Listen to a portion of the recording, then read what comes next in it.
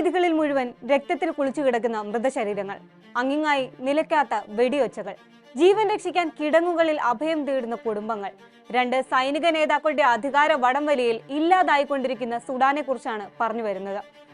സുഡാനിലെ വടക്കൻ ഡാർഫർ മേഖലയിലെ അൽ ഫാഷിറിൽ rapid support force എന്ന അർദ്ധ സൈനിക സേനയുടെ ക്രൂര ആക്രമണത്തിൽ കഴിഞ്ഞ 3 ദിവസത്തിനിടെ മാത്രം കൊല്ലപ്പെട്ടത് 2000-ലധികം മനുഷ്യരാണ്.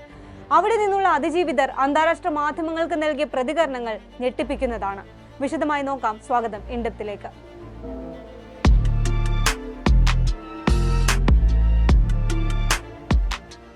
സുഡാനിലെ അരുംകൊലകളുടെ ഏറ്റവും ഒടുവിലത്തെ എപ്പിസോഡ് മാത്രമാണ് അൽ ഫാഷിറിലെ കൂട്ടക്കുരുതി. 18 മാസം നീണ്ട ആക്രമണത്തിനൊടുവിലാണ് RSF അൽ ഫാഷിർ പിടിച്ചെടുത്തത്.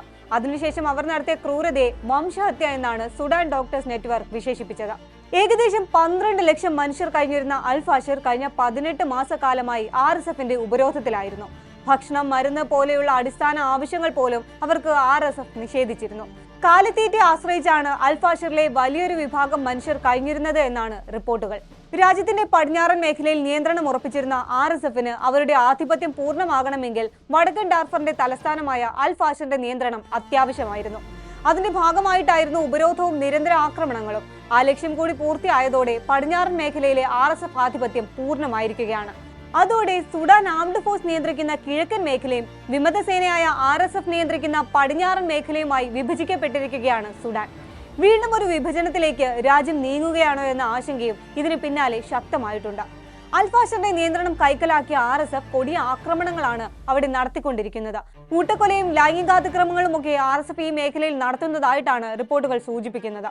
യുവാക്കളെയും കുട്ടികളെയും തേടിപ്പിടിച്ച് കൊന്നുകളയുകയാണ്. ആയിരക്കണക്കിന് മനുഷ്യർ ജീവനും കൊണ്ട് മറ്റു നഗരങ്ങളിലേക്ക് ഓടിപ്പോവുകയാണ്. ഏകദേശം 36,000 പേർ ഇത്തരത്തിൽ പലായനം ചെയ്തതായാണ് അന്താരാഷ്ട്ര മാധ്യമങ്ങൾ റിപ്പോർട്ട് ചെയ്യുന്നത്. താനും കുടുംബവും ഓടിപ്പോയ വഴികളിലെല്ലാം മൃതശരീരങ്ങൾ നിരനിരയായി കിടക്കുകയായിരുന്നു എന്നാണ് അൽ ഫാഷിറിലെ അഭയാർത്ഥി ക്യാമ്പിൽ കഴിഞ്ഞിരുന്ന മുഹമ്മദ് പറയുന്നത്. ശരീരമെന്ന് പറയാനാകില്ല, എല്ലും കൂടുകൾ മാത്രമായിരുന്നു അവയെല്ലാം. പോകുന്ന വഴി RSF സൈനികർ കയ്യിലുണ്ടായിരുന്ന പണമെല്ലാം തട്ടിയെടുത്തുവെന്നും സാക്ഷ്യപ്പെടുത്തുന്നുണ്ട് മുഹമ്മദ്. കേവലം അൽ ഫാഷിറിലെ മാത്രം അവസ്ഥയല്ല ഇത്. 2023 ഏപ്രിലിൽ ഇരു സേനകളും തമ്മിലുള്ള സംഘർഷം ആരംഭിച്ചതിന് പിന്നാലെ സുഡാനിലാകെ ഇതാണ് അവസ്ഥ. എങ്ങും രക്തത്തിന്റെ ഗന്ധമാണ്. അധികാരപ്പോരിൽ എന്തിനെന്ന് പോലും അറിയാതെ കൊല്ലപ്പെടുന്ന കുട്ടികളുടെയും സ്ത്രീകളുടെയും നാടായി മാറിക്കഴിഞ്ഞിരിക്കുന്നു സുഡാൻ. 1980കളുടെ അവസാനത്തിൽ ഡാർഫർ മേഖലയിൽ വിമത സംഘങ്ങളെ നേരിടാൻ ഏകാധിപതി ഒമർ അൽ ബഷീർ രൂപീകരിച്ച അറബ് സായുധ വിഭാഗമായ ജഞ്ചവീദിന്റെ നിലവിലെ രൂപമാണ് RSF. 2003 ഡാർഫർ യുദ്ധത്തിലെല്ലാം ബഷീർ ജഞ്ചവീദിനെ ഉപയോഗിച്ചു. ഏകദേശം 4 ലക്ഷത്തോളം പേരായിരുന്നു അന്ന് ഡാർഫറിൽ കൊല്ലപ്പെട്ടത്.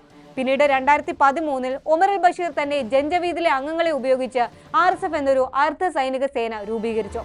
മുഹമ്മദ് ഹംദാൻ ഡഗാലോയായിരുന്നു അതിന്റെ മേധാവി. 2017 പാസാക്കിയ നിയമത്തിലൂടെ അവർക്കൊരു സുരക്ഷാ സേനയ്ക്കുള്ള അധികാരങ്ങളും നൽകി. എന്നാൽ അവരുടെ കൂടി പിന്തുണയിൽ 2019 ഒമർ ബഷീറിനെ പുറത്താക്കുകയും ചെയ്തുവെന്നത് മറ്റൊരു ചരിത്രമാണ്. പിന്നീട് ഒരു ഇടക്കാല സർക്കാർ അധികാരത്തിൽ വന്നെങ്കിൽ 2 വർഷങ്ങൾക്കിപ്പുറം അവരെയും RSFും SAFും ചേർന്ന് അട്ടിമറിച്ചു.